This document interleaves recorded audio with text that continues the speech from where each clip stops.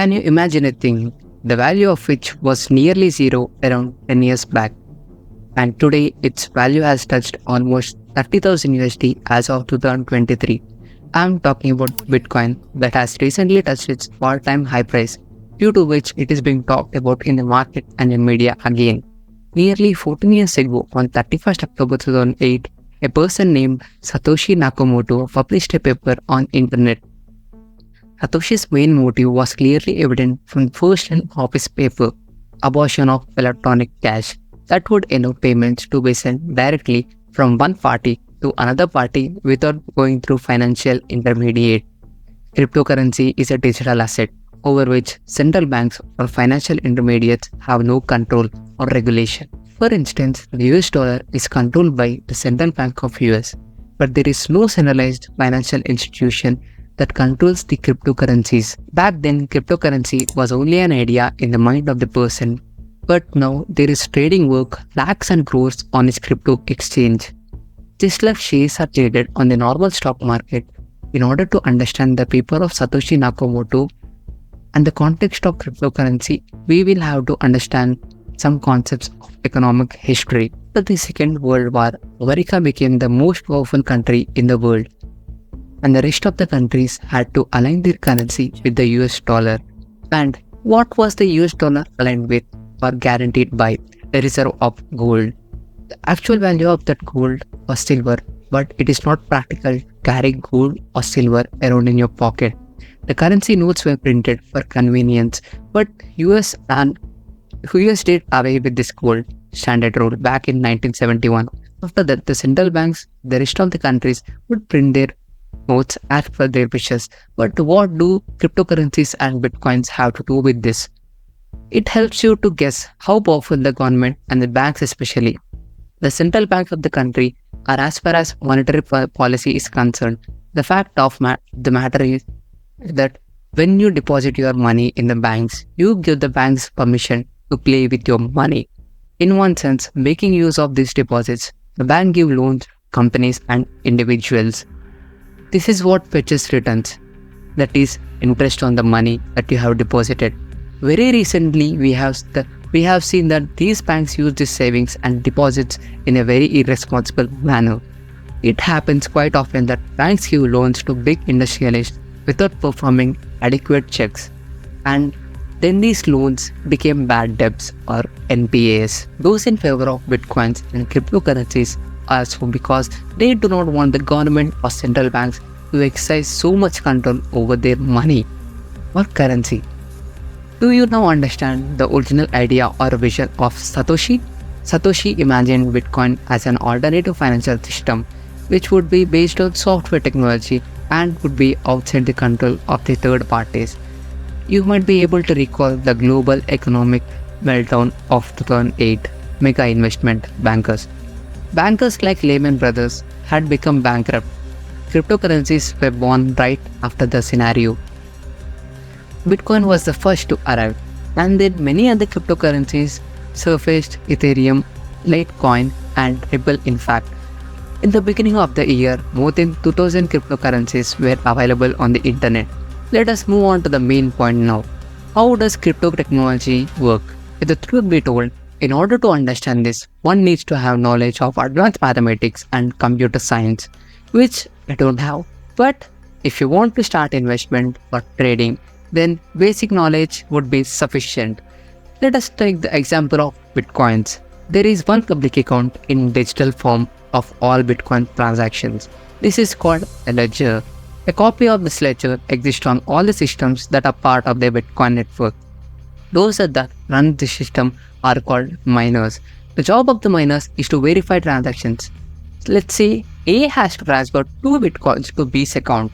Miners will have to confirm whether A actually does have 2 bitcoins in his account or not. To complete the transactions, miners have to solve a complicated mathematical equation. You might have studied about variables back in school. Every Bitcoin transaction has a unique variable. The job of the miners is to calculate it. It is not that they sit with a pen or paper to solve these equations.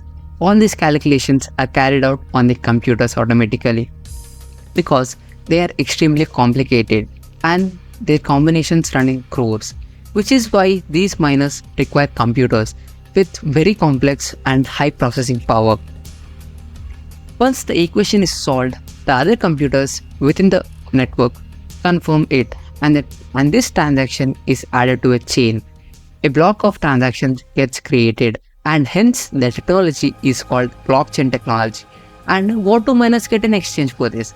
They get the most valuable thing, that is bitcoins. This system is called proof of work. The miners have to prove the computation work they do in order to get awarded bitcoins. In return, if all this explanation went straight above your head like a bouncer, then don't worry, because understanding the philosophy and vision of future crypto technology is far more important than understanding the working of crypto technology. Now comes the question of how to use cryptocurrency and bitcoins. It is extremely important to understand that as well, because on one hand, some people use bitcoins as an investment, while on the other hand, some people use cryptocurrency as an alternative currency.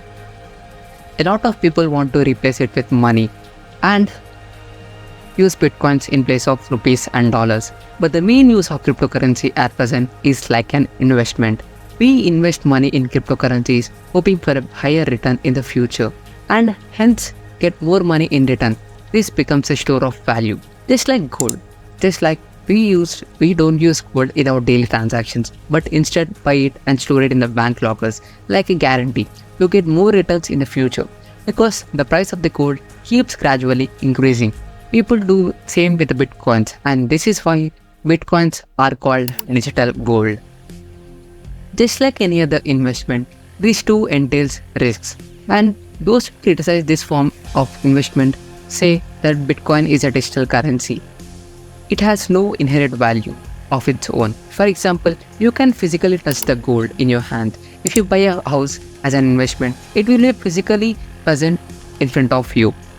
Bitcoins, on the other hand, are not physical. Everything is happening on the computer. It could still be referred as a niche product that does not have a widespread acceptance in society.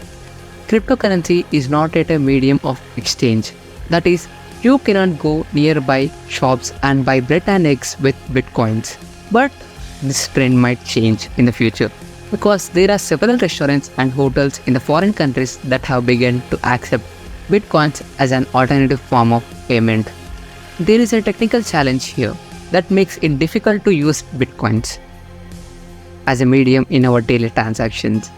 The Bitcoin transactions on the blockchain take time to get confirmed. One block process takes around 10 minutes for the computers to calculate.